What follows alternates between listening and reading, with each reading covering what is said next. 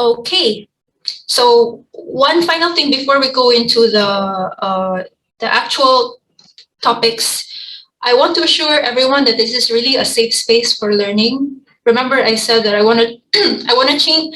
We hope to change the educational system. So we want to encourage interaction. We want to encourage learning. We want to encourage voices. We want to hear everyone's voices. So there's zero judgment. It's not like kanang tawagon ka unya katawan ka or whatever. Wala na diri.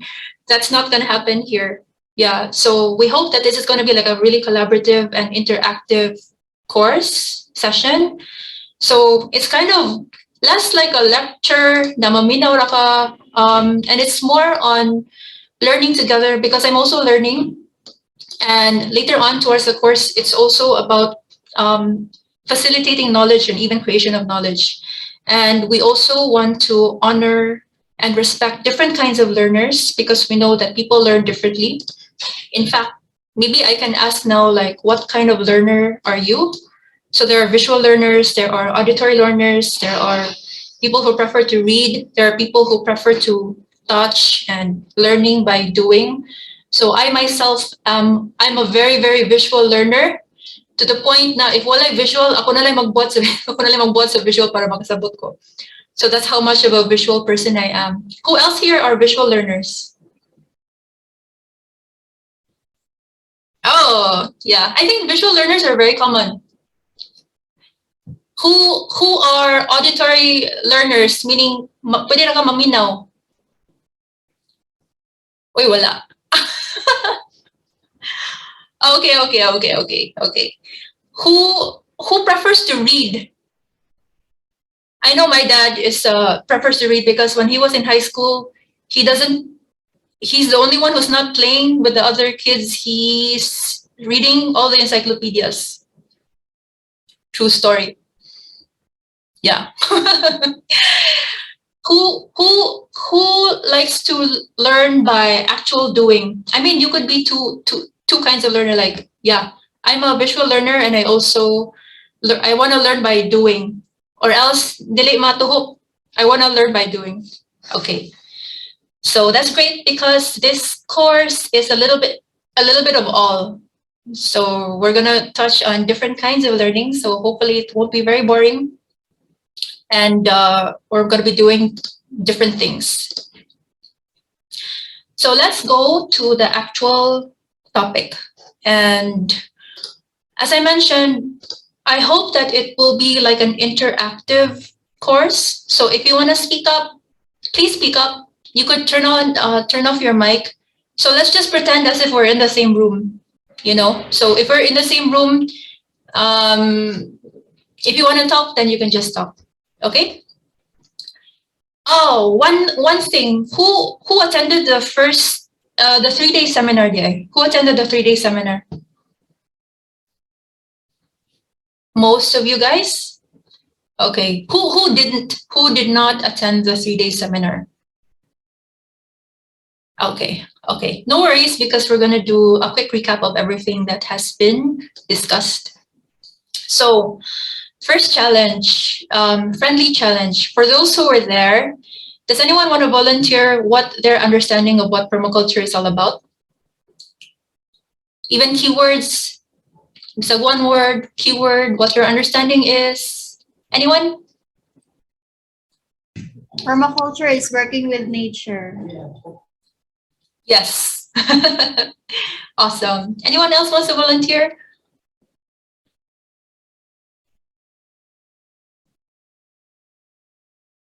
Sige. Let's start off with that. Oh, one recap di why it's called permaculture, where it got its name. So permaculture is derived from words. It's been combined by words. So it means both permanent agriculture and permanent culture. So ngano permanent man? One example was already given by Patrick. He mentioned about our current agriculture systems in which it just strips away fertility. So that's why with every new cycle of crops in the conventional system, magsigilag abono, kay nawad-an na og fertility. So technically speaking, that means you cannot even do that agriculture permanently. But with permaculture, it's the exact opposite. With every cycle of crops, fertility actually increases. So that's why you could do it indefinitely until the end of time. And then because human culture and society is very much dependent on food, because without food, we cannot survive, then it's also a way for us to develop permanent cultures. So because food and culture are very much intertwined, if you make your agriculture permanent, in a way, you're also making your culture or your societies permanent. So that's why it's called permaculture. Yeah.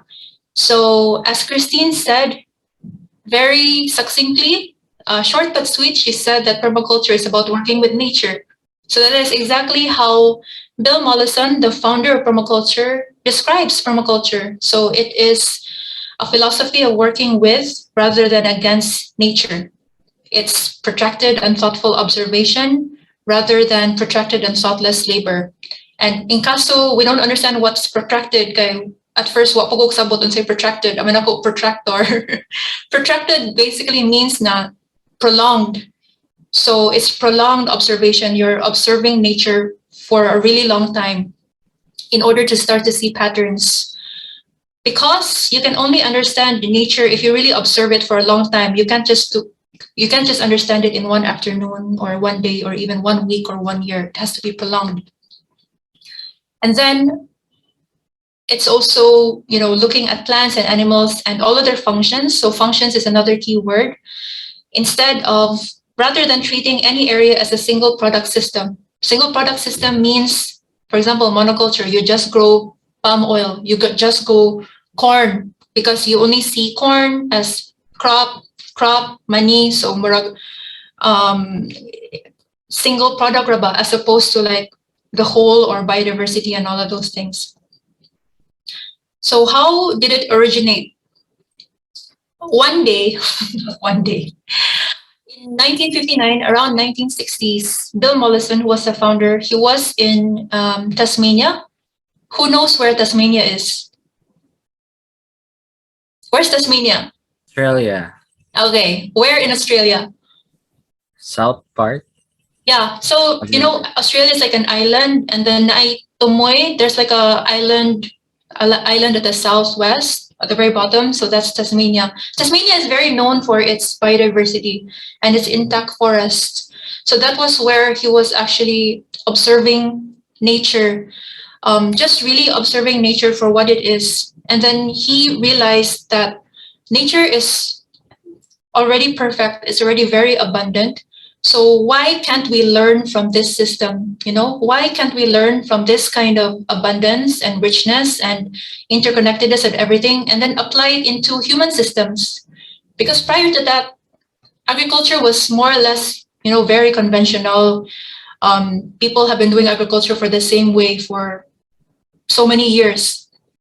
And then around this time, there were a few leaders who started to lean towards looking to nature to learn about how nature actually does it.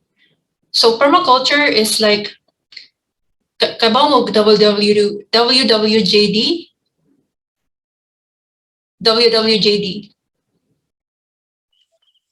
What would Jesus do? Yeah. So permaculture is kind of like WWND. So what's WWND? What would nature do? Yeah. So permaculture is like you're always asking, what would nature do? If I'm gonna if I'm gonna plant a farm or whatever, how would nature do it? If I'm going to, create change in my community garden or whatever, how would nature do it? So we're always learning from nature. So it's not like we're gonna be studying a lot of textbooks because at the end of the day, the founder of permaculture, he didn't learn it from a book. He didn't learn it from a textbook. He didn't learn it from a university because in fact, he was actually a teacher. He learned it from nature. So that's where we should learn also. So this is the longer definition. So permaculture is design and maintenance of agricultural productive systems, which have diversity, stability, and resilience of natural ecosystems. So long story short, you design and maintain your food systems that is similar to nature, that has same diversity as nature, stability as nature, productivity as nature, and so on.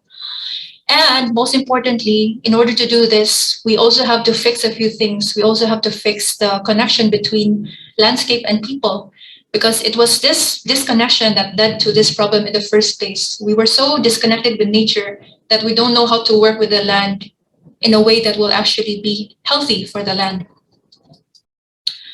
So there are a few kind of like FAQ or murag. Some people will get confused or have some questions on how permaculture is different from other things. For example, ecology.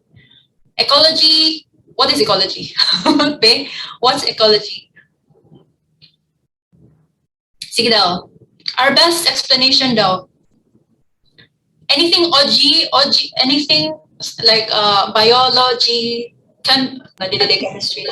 It's a science of something. Yeah. So technically, it's the study of ecosystems, or it's the science of ecosystems.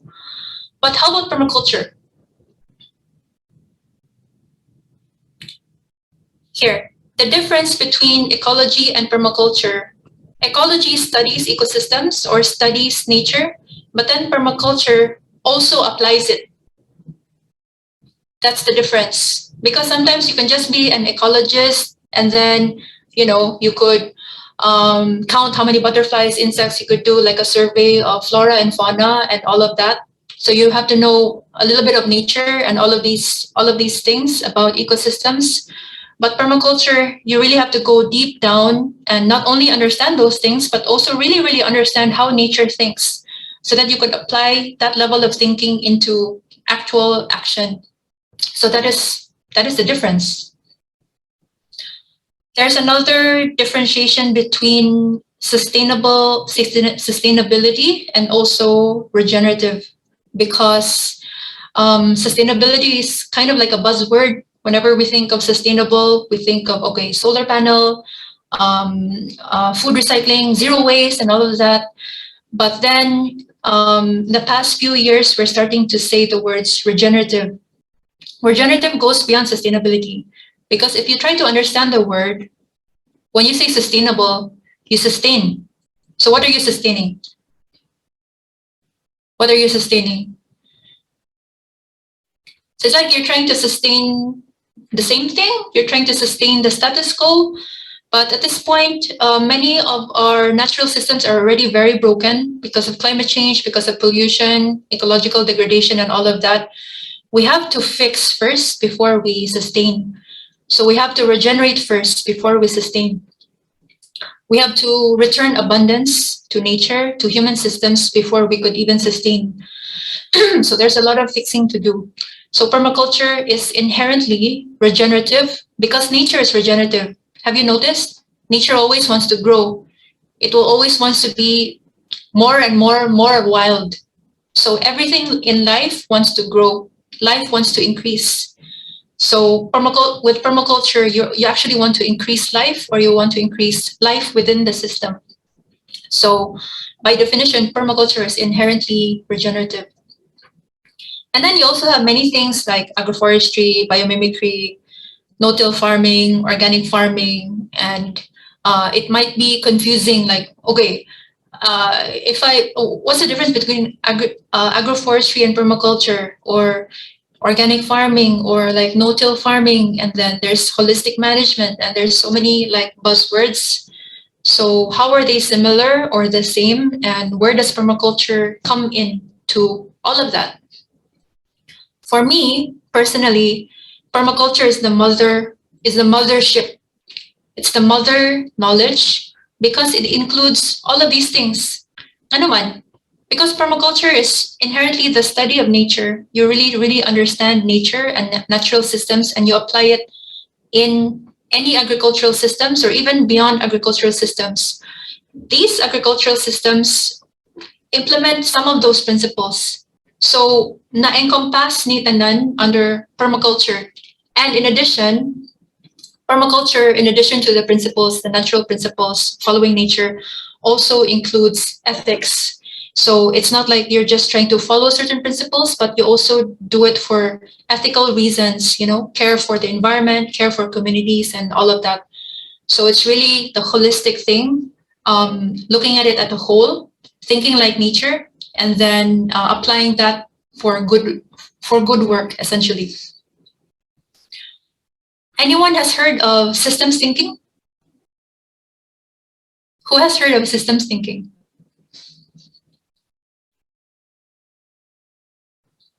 Anyone wants to volunteer, or anyone has heard of systems thinking? First time patay, systems thinking. Okay, so systems thinking is also, just like regenerative, it's also the new buzz. It's like also a buzzword.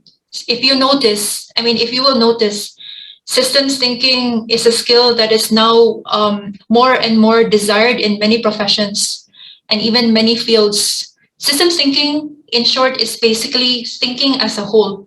You think of the whole and then the connection of all of its parts. So the best example of that obviously is nature. And because permaculture follows nature, then inherently permaculture is systems thinking, because you have to think of the whole. You have to think of nature as a whole.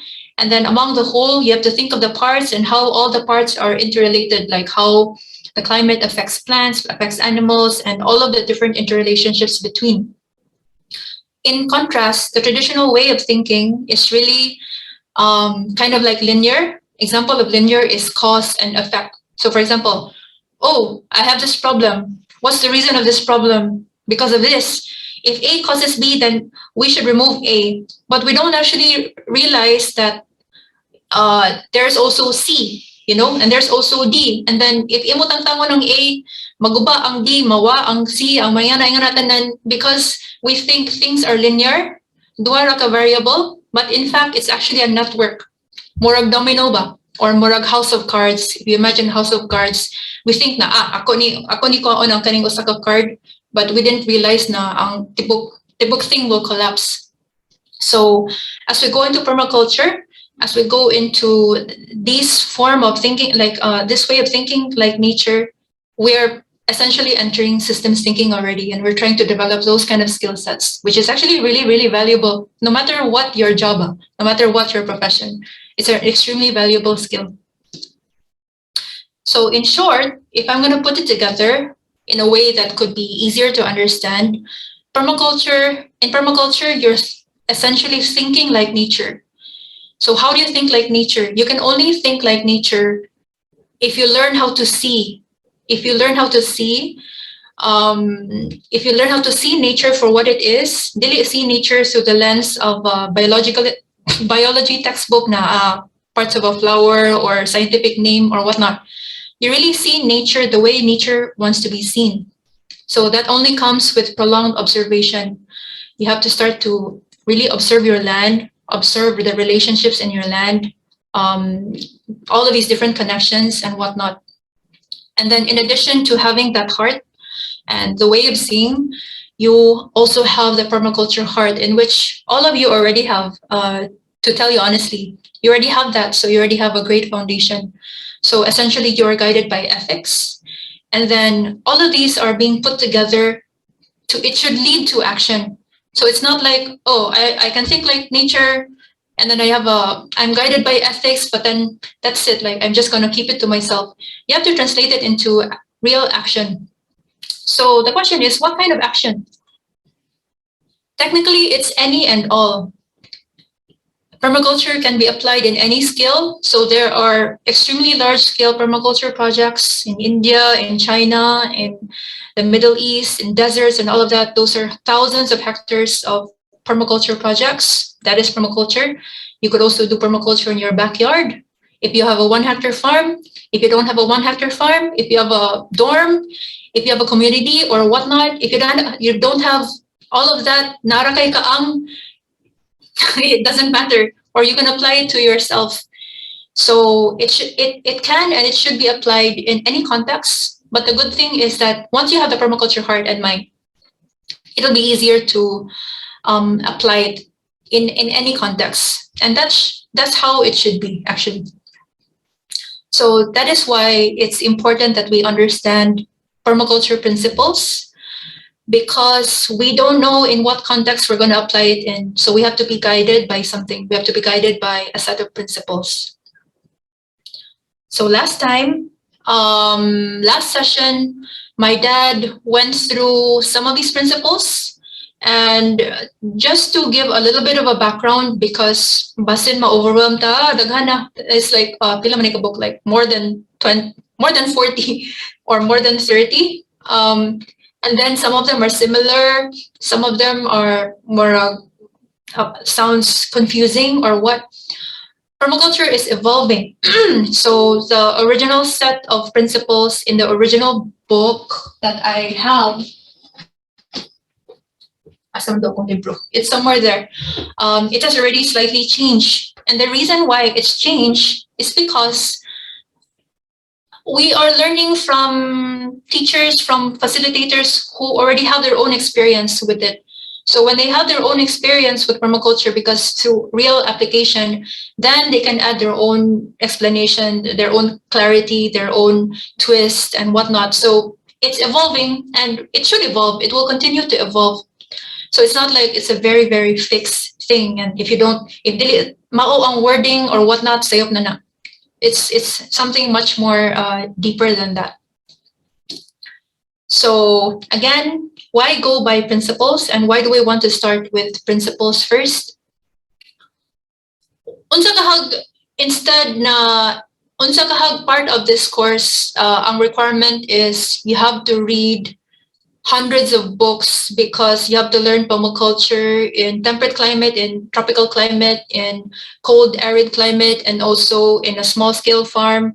And you also have to learn all the different species of plants and animals, and you also have to learn all the different propagation techniques and farming techniques and whatever. But then that will actually fill hundreds of books. Okay, ra ninyo?